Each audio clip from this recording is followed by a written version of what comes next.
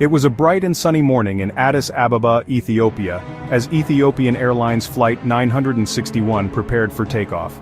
The date was November 23, 1996. The Boeing 767-260ER, a symbol of modern aviation, was destined for Nairobi, Kenya. On board were 163 passengers and 12 crew members, a mix of nationalities and backgrounds. Little did they know, their journey would soon turn into a terrifying ordeal.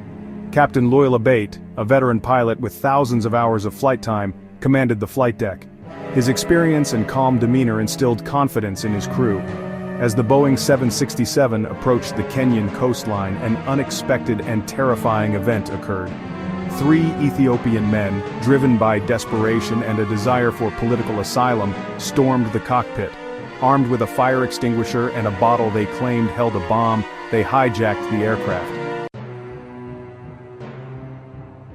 The serenity of the flight was shattered by the hijackers' intrusion.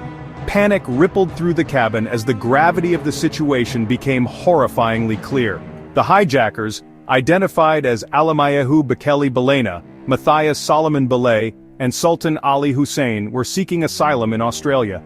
Their target, Australia, thousands of miles away, a destination impossible to reach with the aircraft's current fuel reserves.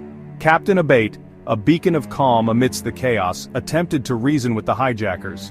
He explained the limitations of the aircraft, emphasizing that Australia was simply too far. He spoke of fuel constraints and the very real danger of their demands. However, the hijackers, their minds clouded by fear and desperation, refused to listen. They insisted on being flown to Australia, their resolve hardening with each passing moment.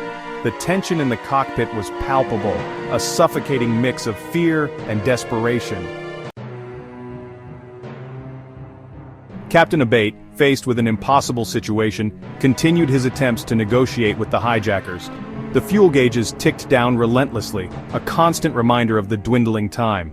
He spoke calmly, his voice a stark contrast to the chaos unfolding around him. He explained the complexities of flight, of fuel consumption, and of the unforgiving nature of the laws of physics. He tried to reason, to bargain, to appeal to any shred of humanity that might remain within the hijackers. The hijackers, however, remained unmoved. They refused to acknowledge the reality of their situation, clinging to their demands. Desperate, Captain Abate made a fateful decision. Knowing that he could not fulfill the hijackers' demands, he charted a course along the African coastline. His plan was a desperate gamble, a last-ditch effort to buy time and find a safe haven. The Boeing 767, now a pawn in a deadly game, flew south along the African coast. Inside the aircraft, fear and uncertainty reigned. Passengers huddled together, whispering prayers, their faces etched with the strain of the ordeal. The hijackers, growing increasingly agitated, paced the aisle, their makeshift weapons a constant threat. As the sun began its descent, casting long shadows across the waves, the fuel gauges neared empty. Captain Abate, his voice strained but resolute, made a desperate plea to the hijackers. He explained, in stark and simple terms, that they were running out of fuel. He begged them to see reason, to allow him to land the aircraft safely. His words, however, fell on deaf ears. The hijackers, blinded by desperation, refused to listen.